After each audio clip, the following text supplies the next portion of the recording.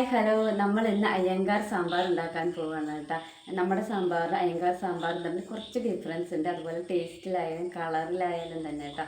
പക്ഷെ ഭയങ്കര ടേസ്റ്റിയാണ്. അപ്പോൾ വീഡിയോ ആദ്യമായിട്ട് കണ്ടുകൊണ്ടിരിക്കുന്നവരൊക്കെ ചാനലൊക്കെ ഒന്ന് സബ്സ്ക്രൈബ് ചെയ്ത് സപ്പോർട്ട് ചെയ്യണേ. അപ്പോൾ നമുക്ക് നേരെ വീഡിയോയിലോട്ട് പോകാം. അതിനുവേണ്ടി ഒരു 100 ഗ്രാമോളം തുവരപ്പരിപ്പ് കഴുകി അതിലോട്ട് ഒരു അര ടീസ്പൂണോളം മഞ്ഞൾപ്പൊടി ഇട്ടിട്ട് ഒരു 1.5 കപ്പോളം വെള്ളം ഒഴിച്ച് കൊടുക്കുന്നുണ്ട് കേട്ടോ.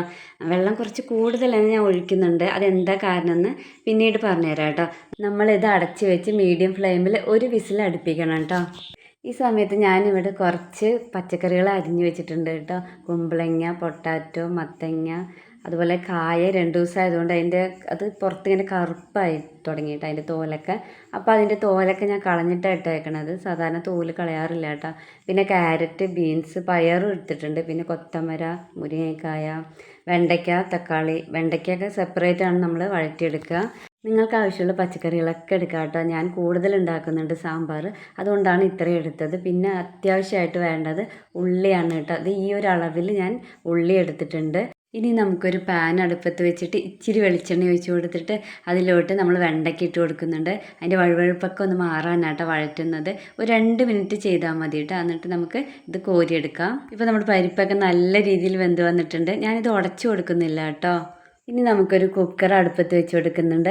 അതിലോട്ട് 1 ടീസ്പൂണോളം വെളിച്ചെണ്ണ ഒഴിച്ച് കൊടുക്കുന്നുണ്ട് കേട്ടോ. വെളിച്ചെണ്ണയൊക്കെ നന്നായി ചൂടായി വന്ന ശേഷം ഒരു അര ടീസ്പൂണോളം കടുകും ഒരു 1/4 ടീസ്പൂണോളം ഉലുവ ഇട്ട് കൊടുക്കുക കേട്ടോ. അതൊക്കെ നന്നായി പൊട്ടി വന്നിട്ടുണ്ട്. ആ സമയത്ത് നമ്മൾ ഉള്ളി ഇട്ട് കൊടുക്കുകയാണ്. ഉള്ളി ഇട്ടപ്പോൾ ഭയങ്കര പുക വന്നു കേട്ടോ. ഞാൻ വേഗം ക്യാമറ ഓഫ് ചെയ്ത് എന്നിട്ട് സ്ഥിരമായിട്ടുള്ളൊരു പരിപാടിയുണ്ട്, ക്യാമറ ഓൺ ചെയ്യാൻ മറന്നു പോകില്ല.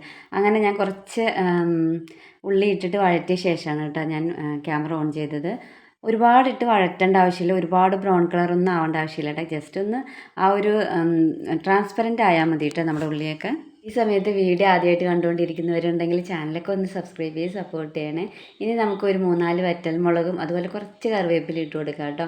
പിന്നെ ഒരു 1/4 ടീസ്പൂണോളം മഞ്ഞൾപ്പൊടി ഇട്ട് കൊടുക്കുന്നുണ്ട്.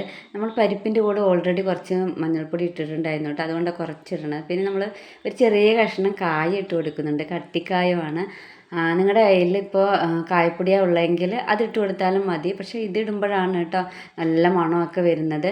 എന്നിട്ട് നന്നായിട്ടൊന്ന് വഴറ്റി കൊടുക്കണം. ഇതിൻ്റെയൊക്കെ ഒരു പച്ചമണം ഒന്ന് മാറിക്കിട്ടട്ടെ കേട്ടോ. പച്ചമണമൊക്കെ മാറി വന്ന ശേഷം നമുക്ക് കഷ്ണങ്ങളൊക്കെ ഇട്ട് കൊടുക്കാം കേട്ടോ.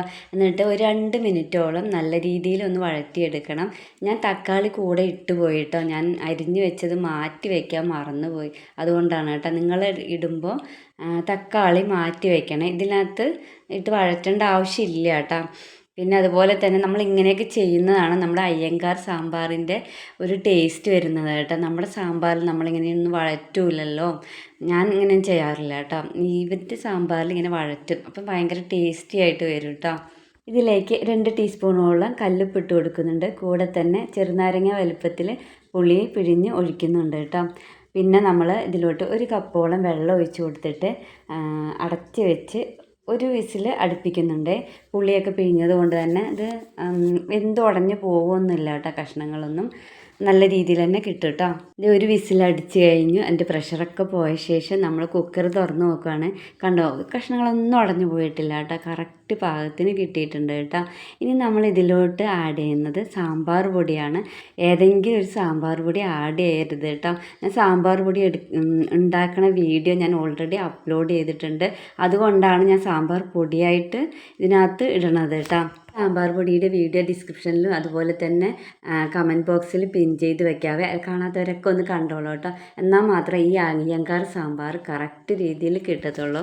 ഞാനിവിടെ 3 ടീസ്പൂണോളം സാമ്പാർ പൊടി എടുത്തിട്ട് നമ്മുടെ പരിപ്പ് വേവിച്ചില്ലേ, ആ വെള്ളം ഇതിനകത്ത് കുറച്ച് ഒഴിച്ചിട്ട് ആ പൊടിക്കകത്ത് കുറച്ച് ഒഴിച്ചിട്ട് ലൂസാക്കിയിട്ടാണ് ഞാൻ ഇതിനകത്തോട്ട് ഒഴിക്കണത് കേട്ടോ.